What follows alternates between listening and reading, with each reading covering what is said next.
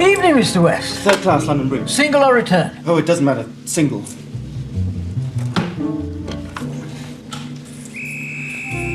Quickly. Quickly.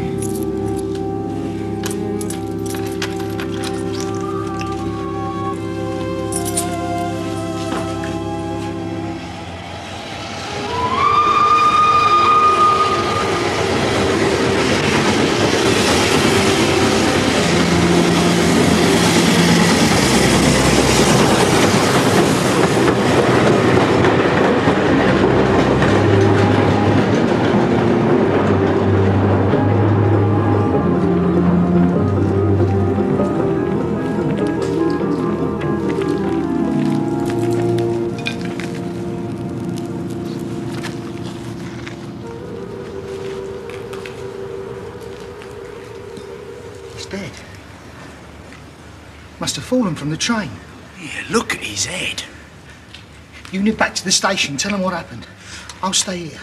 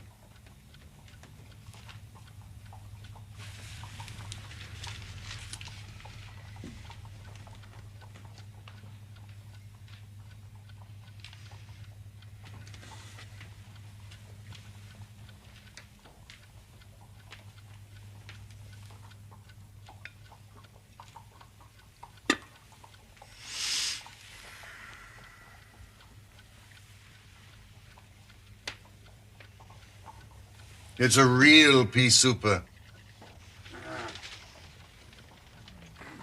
Nothing in the paper, Watson? No, there's another revolution in South America, possible war in Africa. Nothing of interest to you.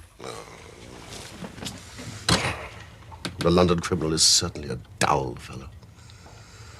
The thief or the murderer could roam London on a day like this, as the tiger does the jungle, unseen until he pounces, and then evident only to his victim. There are numerous petty thefts. Now, this great and somber stage is set for something more worthy than that. It is fortunate for the community that I am not a criminal. It is indeed. It's as well they don't have fogs in the Latin countries, the countries of assassination. For you, Mr. Holmes. Thank you. Mr. Holmes. Yes, I know. I apologize for the state of my room. Oh, what next? My brother Mycroft is coming round. Oh, why not? Why not? It's as if you met a tram car coming down a country lane. Mycroft has his lines and he runs on them. Pall Mall Lodgings, the Diogenes Club, Whitehall, that's his cycle. Once, only once has he ever been here. I mean, what upheaval can possibly have derailed him? Must see you over Cadogan West coming at once. Cadogan West? I've heard the name. It, of course, nothing to my mind. Mycroft breaking out in this erratic fashion. It's extraordinary. Watson, you do know what Mycroft is.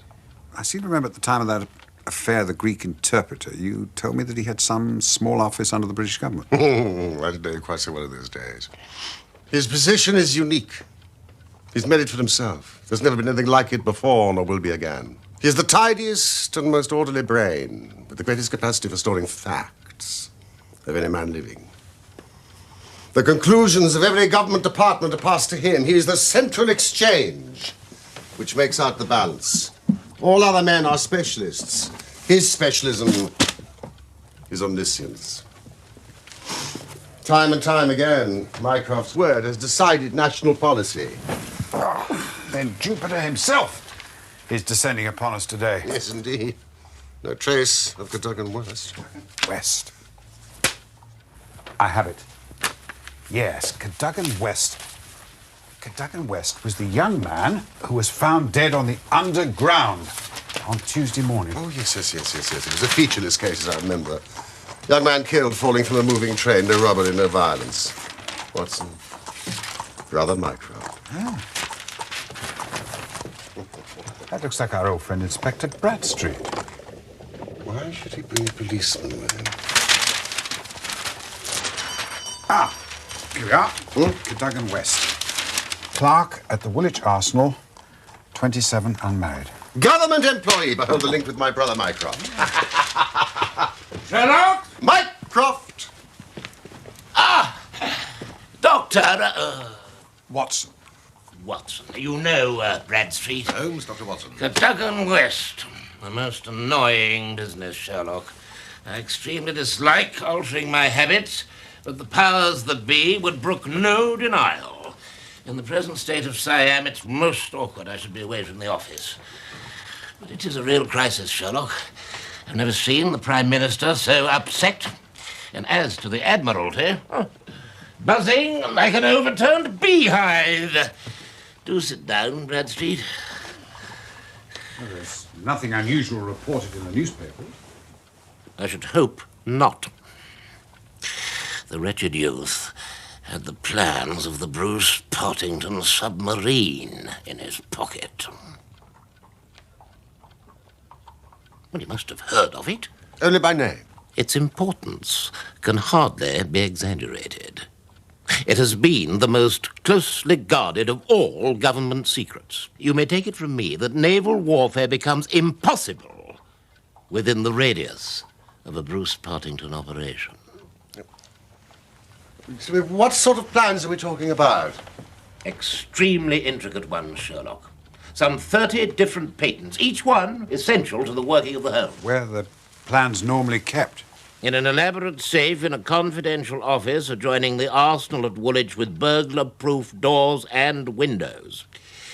If the chief constructor of the Navy himself desired to consult the plans, he would have to go to Woolwich to do so. To think they should turn up in the pocket of a dead junior clerk in the heart of London is simply awful. Then you recovered the papers. No, Sherlock, no, that's the pinch. We have not.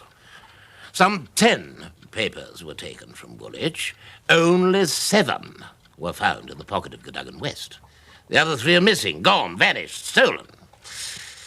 You must drop everything, Sherlock. Never mind your usual petty puzzles of the police courts. This is a real international crisis that you have to solve. Well, there are some points of interest in the case, I suppose. I'll be pleased to look into it. Bradstreet. Now, who held the keys to that safe? There are 2 sets of keys. Sir James Walter holds one set. He is the actual official guardian of the papers. A man grown grey in the service of the state. A favoured guest in the most exalted houses, his patriotism is above suspicion. And the other keys? Mr. Sidney Johnson, the senior clerk and draftsman. A silent, morose man, not popular, but a hard worker. His wife corroborates his account of the matter. He was at home the whole of Monday night, and the keys never left the watch chain upon which they hang. What sort of fellow was this man, West? Hot-headed, rather impetuous. His duties brought him into daily contact with the plans. Who locked them up that night? Johnson, the senior clerk. And yet they were found on the person of the junior clerk. Well, I mean, that seems final, does it not? Yes, but why would he take And if you think of any reason why he should take them up to London except to sell them, Nope. you must take that as our working hypothesis. West could only have done this with false keys. He opens the safe, takes out some papers, goes up to London to see a foreign agent. He has to have them back before morning, or the loss will be discovered. He took away 10, 7 were in his pocket. What became of the other 3? He certainly wouldn't leave them of his own free will. It all seems perfectly clear to me. As you say, Mr. Holmes, West stole the plans in order to sell them. He met the agent, but they could not agree as to a price. So West returned home again, but the agent followed him. In the train, the agent murdered him, took the more essential papers, and threw the body from the railway carriage. Now, that would explain everything, would it not? It's good. It's very good, Bradstreet. Your theory holds together. But if that is so, the case is at an end. On the one hand, the traitor is dead. On the other, the plans of the Bruce-Partington submarine are presumably somewhere on the continent. I mean, what is there for me to do? To act, Sherlock. To act. All my instincts are against this explanation. And yours, too, I think. We are not brothers for nothing. Use your powers. Go to the scene. Question the people concerned. Leave no stone unturned. In all your career, you'll never have a greater chance of serving your country. If you, on your part, will be kind enough to send me a complete list of foreign spies and international agents known to be in England, and their full address. Either we, on our part, can begin our investigation by a visit to Aldgate Station, Bradstreet. Watson! Mrs. Hudson! Good evening!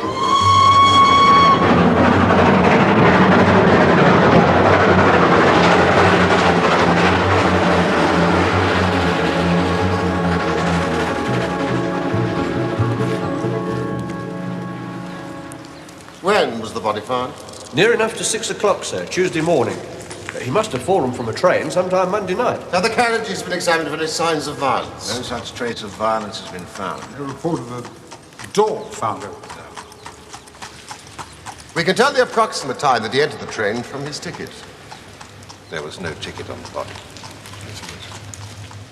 That is really very singular.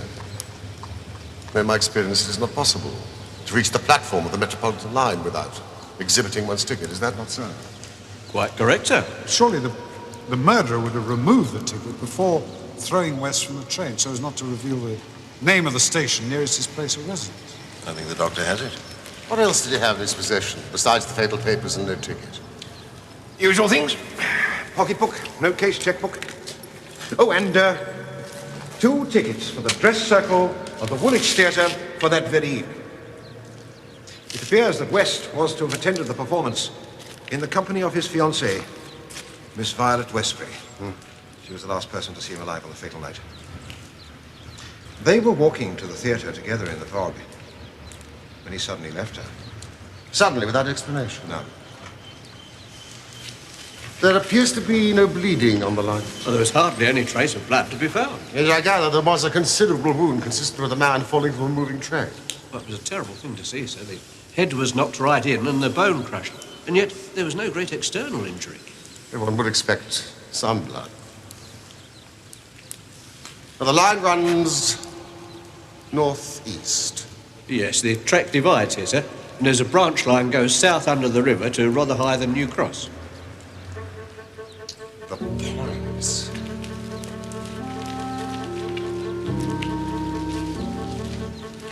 The points.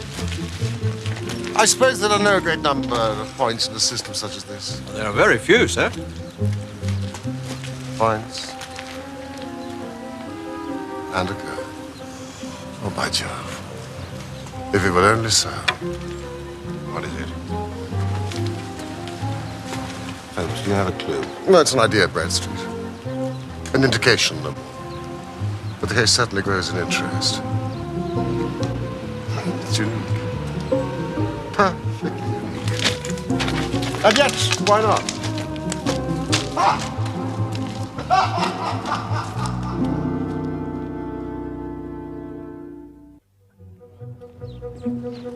Cut!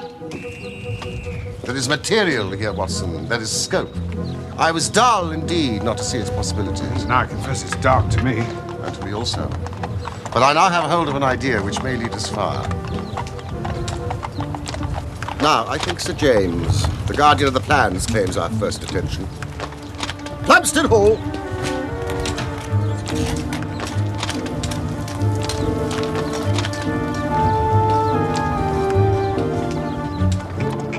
Well, Holmes? Your idea? Oh, yes. The man West was killed not by falling or being thrown from a moving train. He met his death elsewhere, and his body was on the roof of the carriage. On the roof? Well, consider the facts. Is it a coincidence that the body was found in the very place where the train brakes and sways as it comes round on the points? The sudden slowing would affect no object inside the carriage, but an object such as a body on the roof. And there's a question of the blood. Of course, there was no bleeding on the line if the body bled elsewhere. Each fact is suggestive in itself. Together they have a cumulative force. Yes, and the ticket, too. That would explain the absence of the ticket. Watson, it all fits together.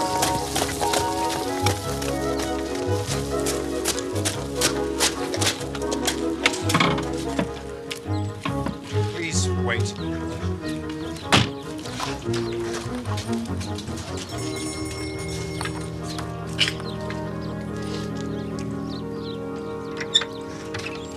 Come in, please, gentlemen. We were expecting you.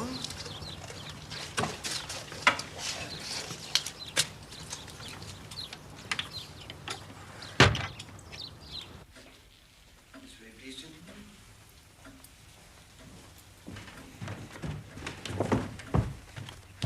Ah, gentlemen.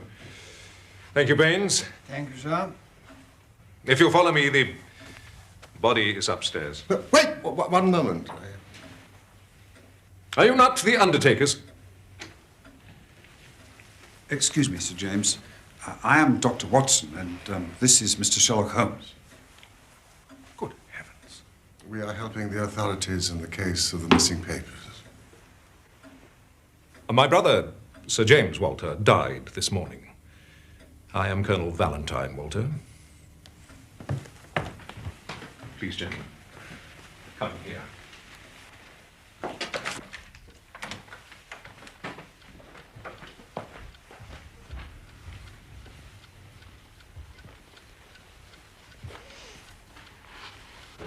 We are very sorry, sir. Thank you. I'm afraid it has been a great shock. But may I ask, how did your brother die? It was this horrible scandal. My brother was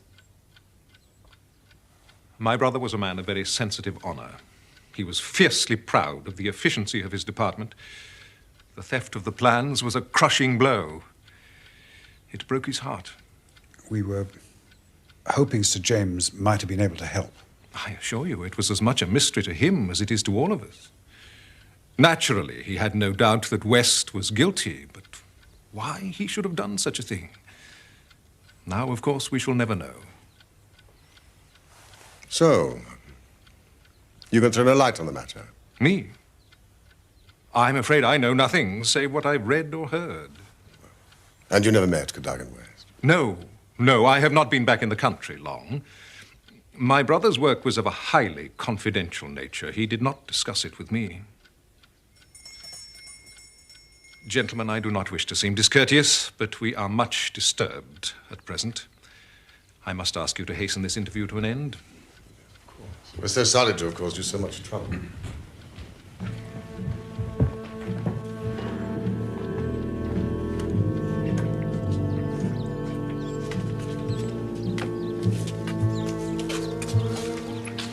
That's an unexpected development. Heart failure? Suicide. Now for Miss Westbury. Is that the dead man's fiancée? Yes.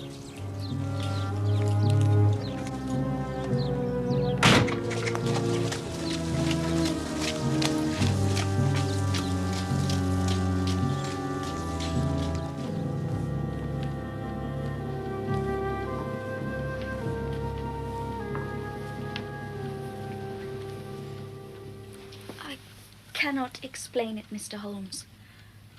I haven't closed my eyes since the tragedy. Thinking and thinking and thinking what the true meaning of it can be. Do sit down.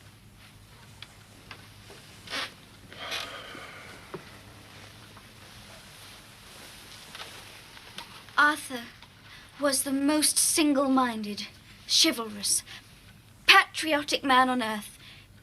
He would have cut off his right hand rather than sell a state secret confided to his keeping. It's absurd, impossible, preposterous to anyone who knew him.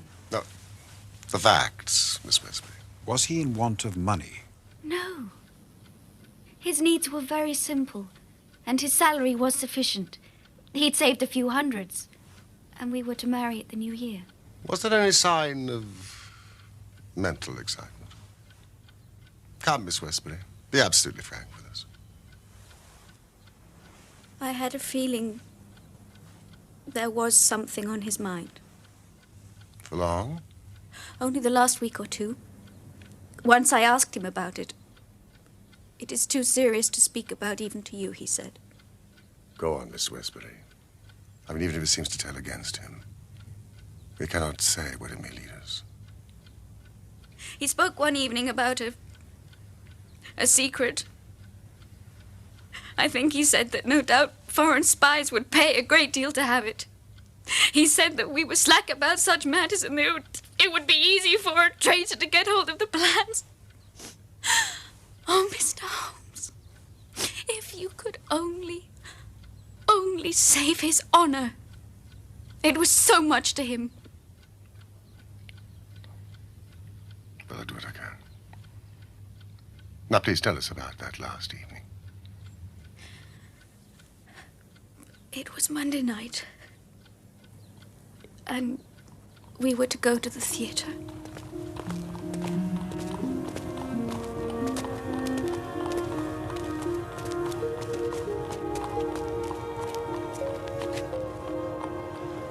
Violet, I'm afraid I've got to leave you.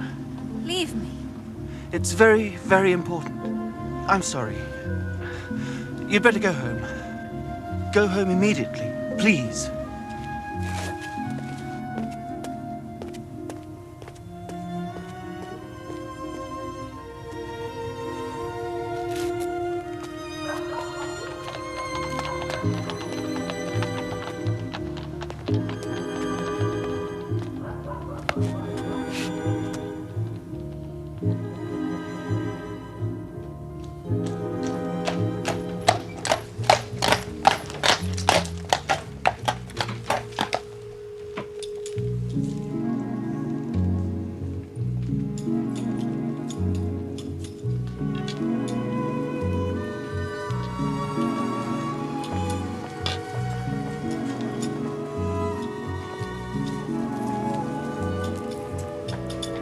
It was just him, Mr. Holmes.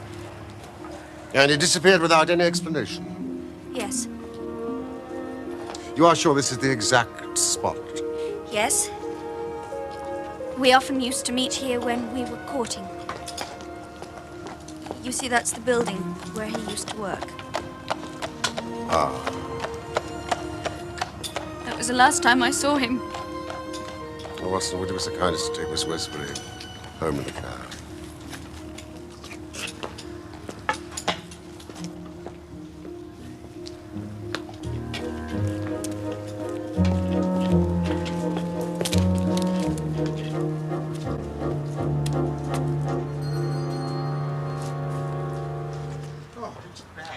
Very bad. Of course, Mr. Johnson. The whole place is disorganized. West dead. Now the chief dead. Our papers stolen. And yet, when I closed this office on Monday evening, we were as efficient as any in the service. At what hour was the office closed on Monday? At 5. Did you close it? I'm always the last man out. Is there no night watchman to the building? There is, but he has other departments to look after as well. He's an old soldier, a most trustworthy man. He didn't see anything that evening. Thank you.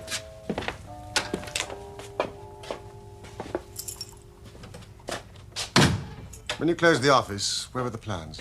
In that safe. I put them there myself.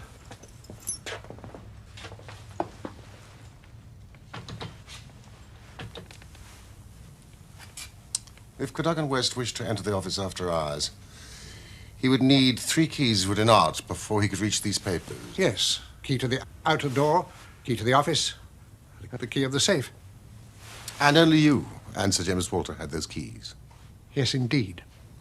Sir James kept all 3 keys on one ring. They never left him. And, of course, your keys never left your possession? Never. So if Cadogan West is the culprit, he must have had duplicates. Oh, he's the culprit, all right. It's dreadful to think that West, of all people, should have done such a thing. You're sure of his guilt? I see no other way. He was getting married. He wanted the money. Oh, yes. He's your man. Mr. Johnson, if someone desired to sell the plans, surely it'd be easier to make copies than to take the originals. It would need considerable technical knowledge. May I see these?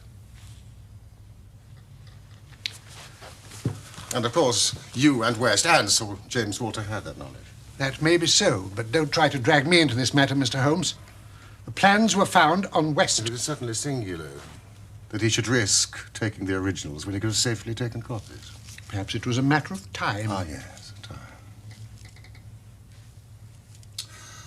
Now, 3 plans are missing, I understand. They are the vital ones. That is so. Now, someone holding those 3 papers, I mean, could they construct a Bruce-Partington submarine? I told the Admiralty that I thought it was possible, Yeah. but today I'm not so sure. These all-important double valves with the automatic self-adjusting slots are drawn only on this plan, which has been returned. Would you be so kind as to close those window shutters exactly as they were on Monday night? Window shutters, certainly.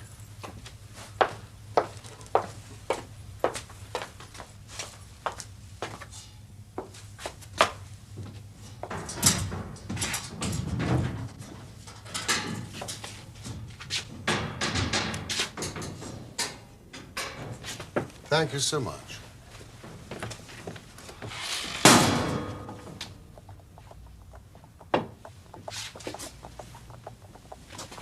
Yes.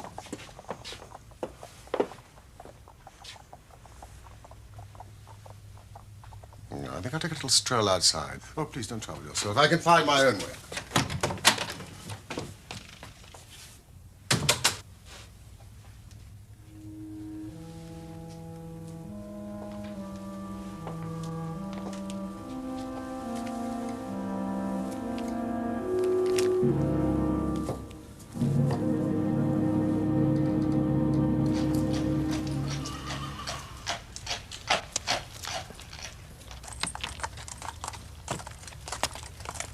Would you please wait?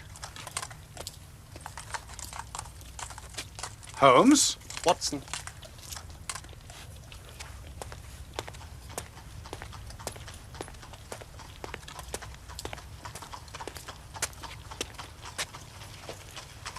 Look at this. The bushes have been broken. Now look at the windows behind me. The shutters don't meet in the center. As you say, don't meet. Interesting, don't you think?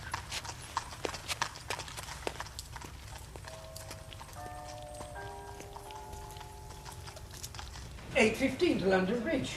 Yes, that was it, I'm sure of it. You definitely recognized him as Cadogan West. Oh, yes, definitely. I knew him well, sir. He was an old acquaintance. Hardly a week went by that we didn't pass a time of day together. It's hard to believe, isn't it? Yeah, I was saying to the wife only on Sunday night. No, I'm a liar, it was Saturday. I said, there's no safer railway than the London Metropolitan. Did Mr. West seem to be following anyone? Well, not that I saw, Mr. Holmes. But then I don't see everything. There was really thick fog that night. But one thing I will say. Mr. West wasn't his usual self. He was nervous, excited. I tell you, this gentleman, his hand was shaking so bad, I even had to help him pick up his change. Well, I mean, that speaks for itself, doesn't it? Now, Our train. Forgive us. Come, Watson.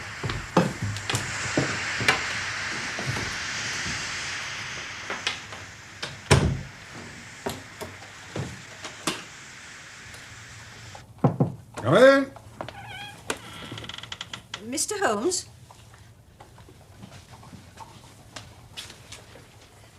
Mr. Holmes? Yes. Whilst you were away, a message came for you from the government. From the government? An official gentleman in a special carriage. He said I wasn't to let this out of my sight until I placed it into your own hands. Mrs. Hudson, you are a most faithful watchdog. Oh. That's my brother Mycroft. He writes like a drunken crab. You'd better read it. Doctors are more used to hieroglyphics than normal human beings. Oh, can't read the first bit. Something about small fry and very big affair. Ah, here we are. Only men worth considering. Adolf Meyer. 13 Great George Street. Doubt it's him. Not his style. Oh, Mrs. Hudson!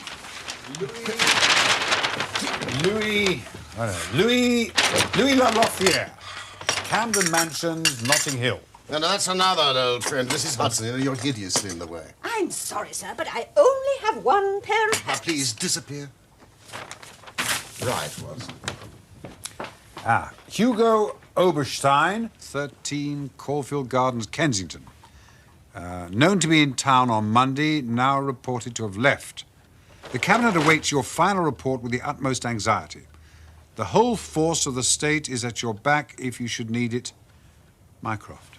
All the Queen's horses and all the Queen's men cannot avail us in this matter.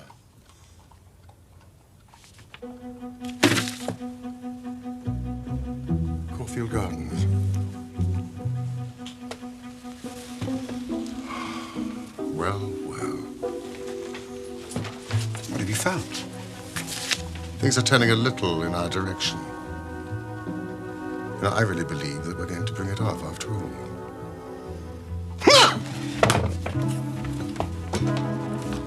I'm going out. When will you be back? I've no idea, but I promise I will do nothing serious without my trusted comrade and biographer at my elbow.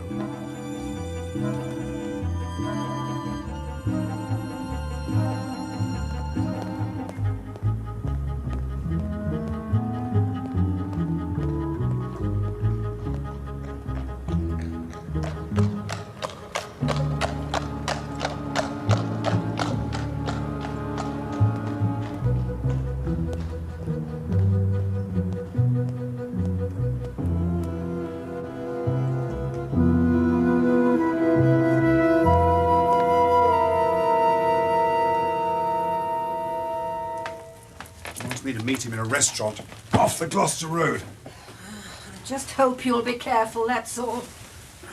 You're not as young as you were. We know what Mr. Holmes is like once he gets the bit between his teeth. I do indeed. Good night, Mrs. Hudson. Good night, Doctor.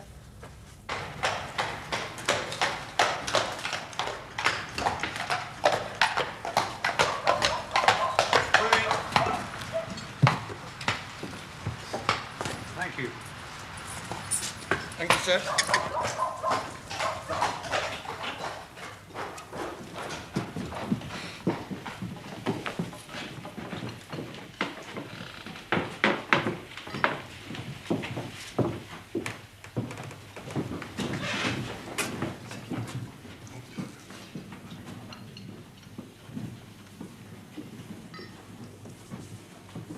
Have you the tools? Have you had something to eat? Yes, indeed. Then have a coffee and a curacao. Signor Galdini! Another coffee and a curacao, please, for my friend. Try one of the proprietor's cigars. They're nothing like as poisonous as one would expect. Oh, thank you. Now, for our plan of action. It is evident to you, Watson, that the body was placed on the roof of the carriage. Or dropped from a bridge. No, that's impossible. Placed. The carriage roofs are rounded with no rails. How could he be placed there? In some areas, the London Underground runs clear of tunnels and past the backs of houses. When I found that a leading international agent lived in just such a house, I was so pleased that you were a little astonished at my sudden frivolity. Hugo Oberstein, 13 Caulfield Gardens, of course. Exactly. I was able to satisfy myself that not only do the backstair windows open onto the line, but that owing to the intersection of the Richmond and Wimbledon lines with the Circle line near Gloucester Road Station, the trains are frequently held motionless at that very spot. But that's splendid. You've got it. The house appears to be unoccupied. Oberstein, obviously having gone abroad to dispose of his booty. He has no reason to fear a warrant. And a spot of amateur burglary would never occur to him. But that is precisely what we are about to do. Why? Why? For what purpose? We cannot tell what correspondence may be there. No, I don't like it, Holmes. You can keep watch. I'll do the criminal part. This is no time to stick at trifles. Think of the Admiralty. Think of the Cabinet. Think of the exalted person herself who waits for news. We're bound to go.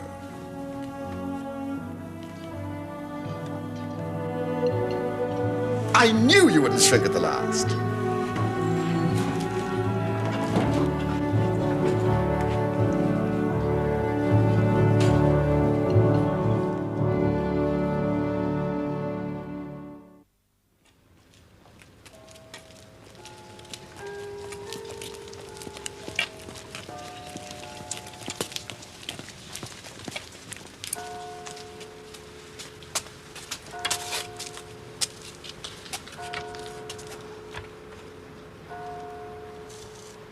Serious proposition, locked and bolted.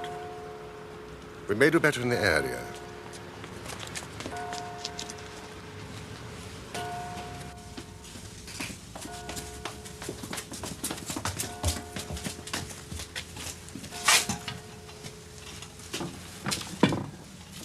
Ah, this is better. Jimmy.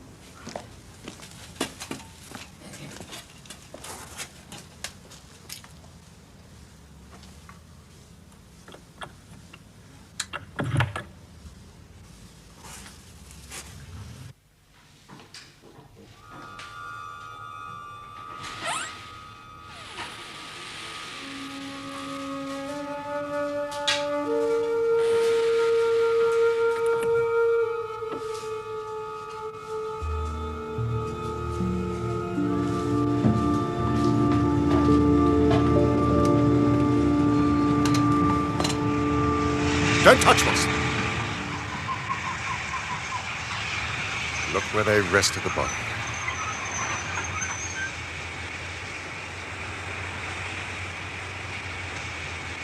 Blood.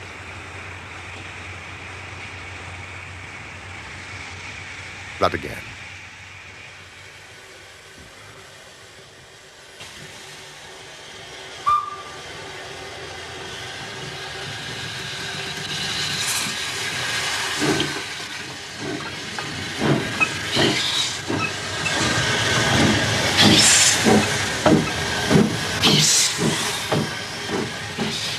What do you think of that? Masterpiece. You've never risen to a greater height. No, I cannot agree with you. The moment I conceived the idea of the body on the roof of the train, the rest was inevitable. And major difficulties are before us.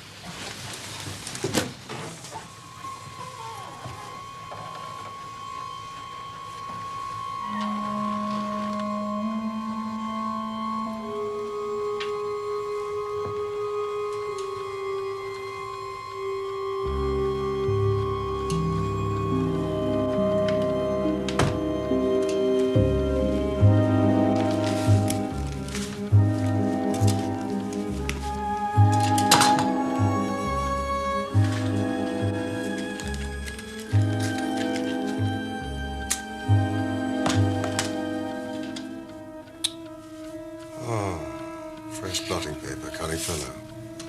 He's covered his tracks.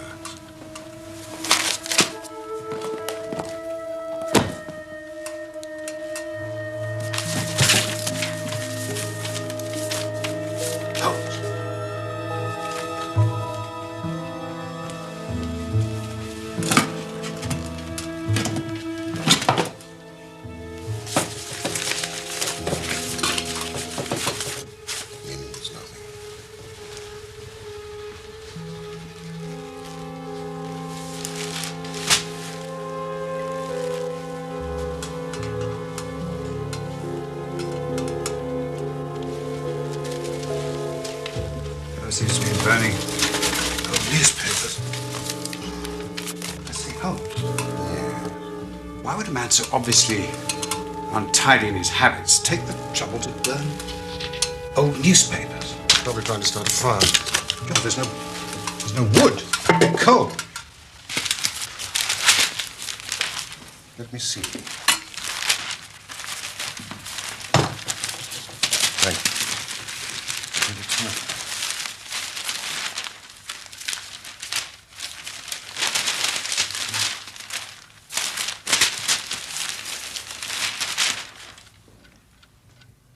What is it? Well done, well done indeed. I think we have our man. Would you look in the agony column of the two remaining copies of the Daily Telegraph, and I think you will find a message from someone calling himself Piero.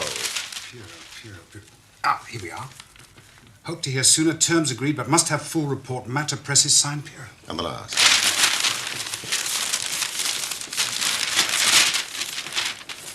Yes, by Jove. Monday night after 9, 2 taps, only ourselves, payment in hard cash when goods delivered. Signed Piero, just like the other one. Every paper has a message from someone calling himself Piero. It's an odd name for a villain like Oberstein to use. If only we could get the man at the other end. Watson, quickly. We haven't a moment to lose. Read the papers. Where are we going? The offices of the Daily Telegraph. We've just time.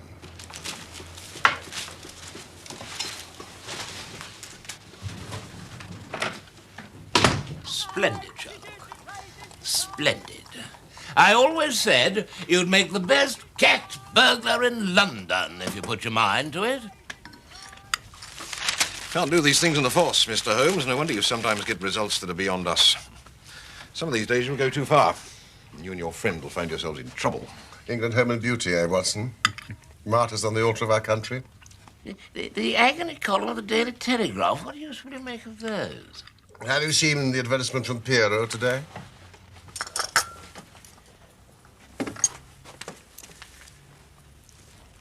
Tonight, same hour, same place, 2 taps, most vitally important, your own safety at stake. Signed, Piero.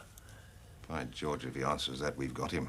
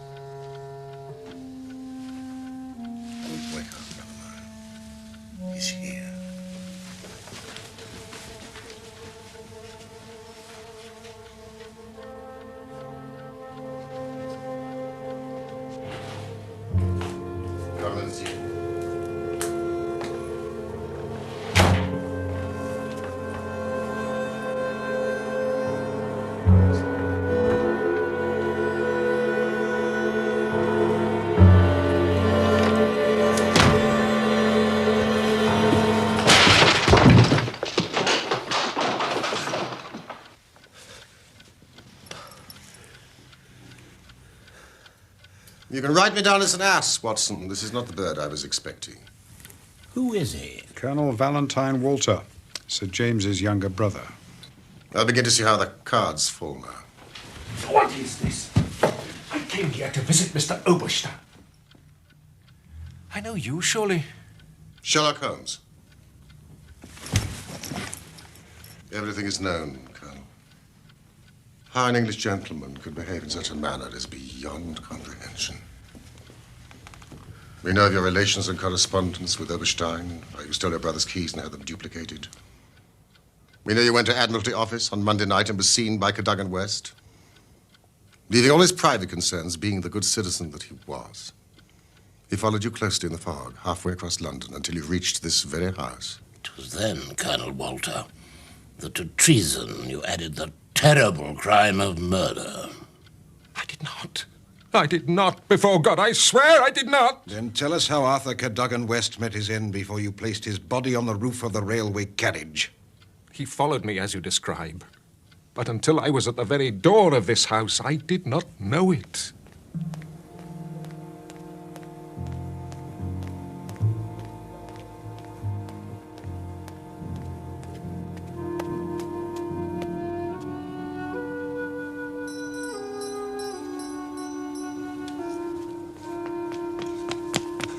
What are you going to do with those papers?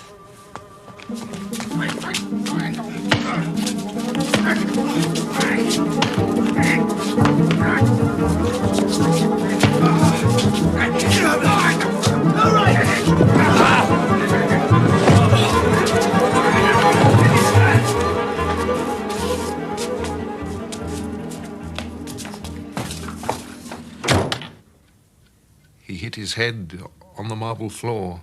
He was dead in a matter of minutes. It was Oberstein's idea to stuff the less important plans in West's pocket and put him on the roof of the train.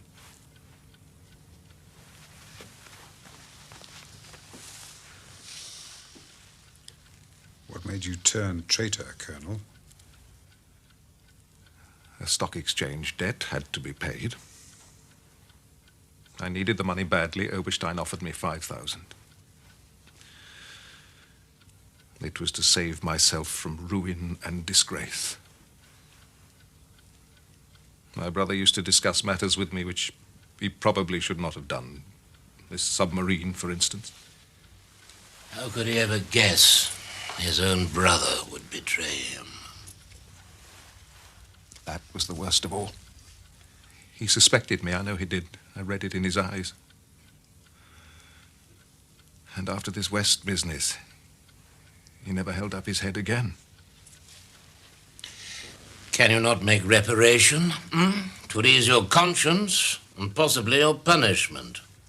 What reparation can I make? Where is Oberstein with the papers? I do not know. He said that letters to the Hotel du Louvre in Paris would reach him. Ah. Well, then it is possible for you to help us.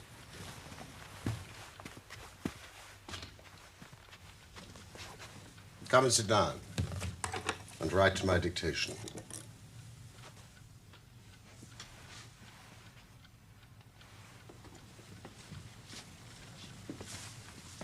Dear sir, in regard to our transaction, you have now observed that one essential detail is missing, but I have a tracing that will make it complete. Is that true, Sherlock? Quite true. What essential detail is missing? The double valves. And automatic self-adjusting slots. Good heavens, how on earth did you know that? I've become quite a submarine expert, brother mine. Now, Colonel, what would be your terms? I must ask you for a further £500. English notes, please.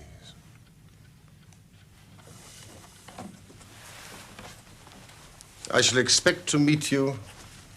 No, we can hardly say here. Oberstein would suspect a trap. The foyer of the Charing Cross Hotel. Its proximity to the railway station renders it extremely popular amongst the international spy fraternity. Yeah. Did you get that, Colonel? Noon, Saturday next. I should be very much surprised if that does not fetch our man.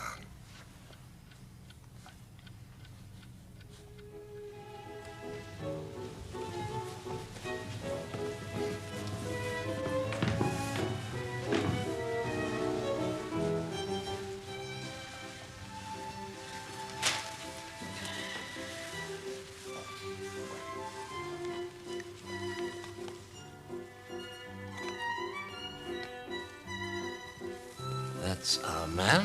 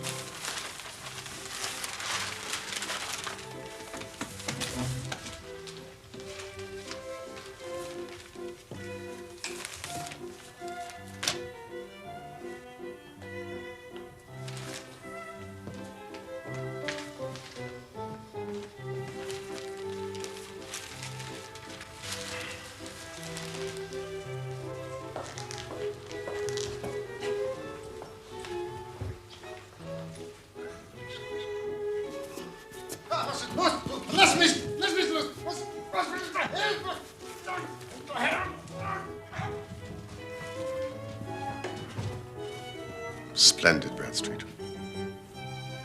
But our traitor has flown. Well, I'll be damned, the cheek of the fella.